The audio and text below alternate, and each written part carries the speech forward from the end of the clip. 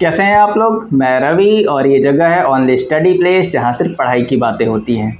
आज के वीडियो में हम लोग डी मॉर्गन्स लॉ सीखने वाले हैं। देखिए, डी मॉर्गन्स लॉ को समझने के लिए आपको सिर्फ एक बातें समझनी है कि अगर मान लीजिए कोई एलिमेंट या कोई सेट ए है, पेन सेलेक्ट कर लेते हैं हम लोग। मान लीजिए कि कोई सेट ए है जिसके एलिमेंट हैं 1 2 3। तो अगर मैं इसका कॉम्प्लीमेंट निकालूं, जैसे मान लीजिए कि मेरे पास सेट ए है 1 2 3 और मान लीजिए मेरे पास कोई यूनिवर्सल सेट है 1 2 3 4 5 और x सपोज करिए। तो मैंने कहा कि अगर मुझे इसका कॉम्प्लीमेंट निकालना हो तो क्या आएगा, ये होता है u माइनस ए।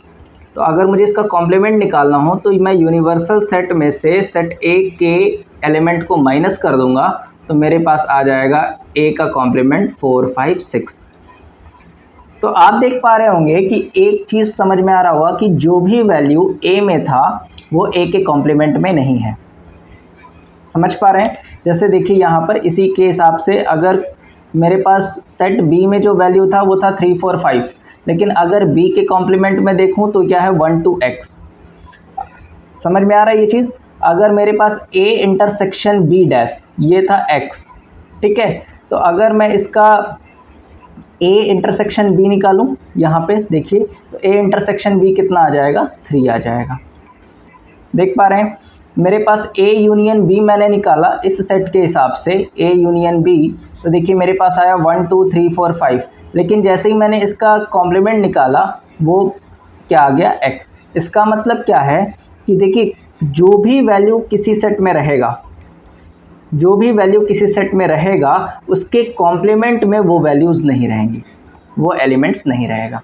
ये बात समझ में आ रही है। और इसी के बेस पर हमको समझना होता है डी मॉर्गन्स लॉ। चलिए इसको हम प्रूफ करने का तरीका देखते हैं कि कैसे हम इसको प्रूफ कर सकते हैं। बस एक ही बात याद रखना है कि जो भी एलिमेंट किसी सेट में रहेगा वो एलिमेंट उसके कॉम्प्लीमेंट में नहीं रहेगा, और जो एलिमेंट उसके कॉम्प्लीमेंट में रहेगा वो उस एलिमेंट के सेट में नहीं रहेगा। तो इसके बेस पे हम क्वेश्चन को सॉल्व करने की कोशिश करते हैं। हमें प्रूफ करना है कि A यूनियन B का जो कॉम्प्लीमेंट होगा वो इक्वल होगा A complement intersection B complement. इसके लिए आप क्या करेंगे कि लेट x कोई एलिमेंट है जो बिलोंग करता है A यूनियन B के कॉम्प्लीमेंट के। तो हमने अभी क्या सीखा था कि अगर x बिलोंग कर रहा है a यूनियन b के कॉम्प्लीमेंट के, तो x नहीं बिलोंग करेगा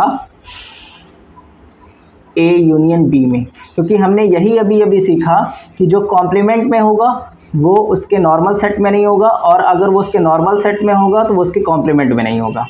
ये बात समझ आ रही है। तो अगर x नहीं बिलोंग कर रहा है a यूनियन b के, तो x जो होगा वो नहीं ना तो a में होगा और ना ही x b में होगा। ये बात आप समझ पा रहे हैं। तो ये होगा कहाँ, तो अगर कोई वैल्यू a में और b में नहीं है तो इसका मतलब ये कहाँ मिलेगा, इसके कॉम्प्लीमेंट में मिलेगा। तो इसका मतलब x कहाँ बिलोंग करेगा, a डैश, और x बिलोंग करेगा कहाँ पर, b डैश। ये बात समझ आ रही है।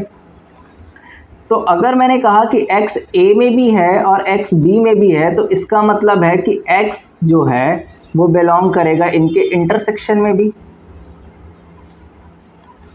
तो मैं कह सकता हूं कि x belongs to a complement intersection b complement, या x belongs to complement of a intersection complement of b।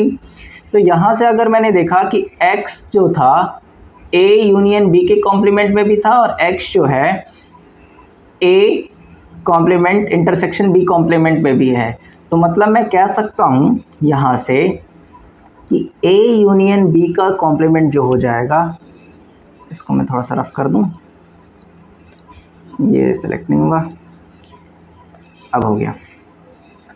अब मैं कह सकता हूँ कि a यूनियन b का जो कॉम्प्लीमेंट है वो सब सेट है किसके, complement of a intersection complement of b की। ये बात समझ में आ रही है आपको, यहाँ तक की बातें समझ में आई। चलिए नेक्स्ट देखते हैं। अब मैं RHS लेता हूँ। अब मान लीजिए कि कोई एलिमेंट, मैं RHS उठाता हूँ, मैं मान लेता हूँ कि कोई एलिमेंट y है जो बिलोंग करता है A complement intersection B complement को।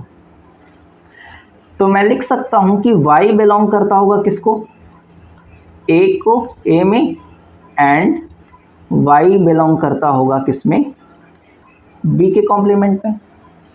ये बातें आपको इजीली समझ में आ रही होगी।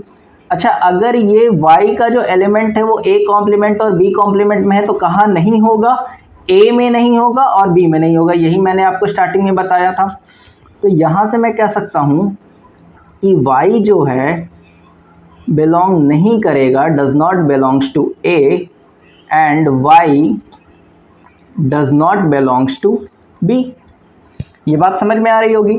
तो मैं कह सकता हूँ कि y जब A में नहीं है और y B में नहीं है तो मैं कह सकता हूँ कि y बिलोंग नहीं करेगा A यूनियन B में। सीधी सी बात है, ना तो A में है ना तो B में है, तो इनके यूनियन में भी नहीं होगा।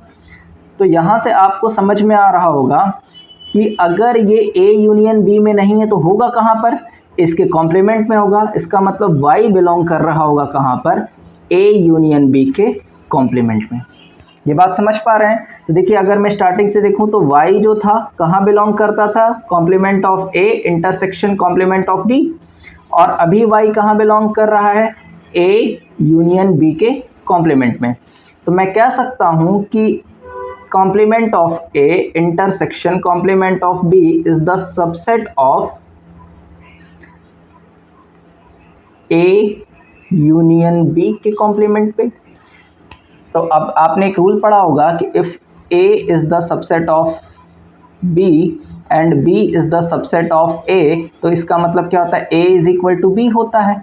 तो यहाँ पर हमने देखा कि complement of A union B is the subset of complement of A intersection complement of B, and complement of A intersection complement of B is the subset of complement of A union B। तो मतलब मैं कह सकता हूँ hence A union B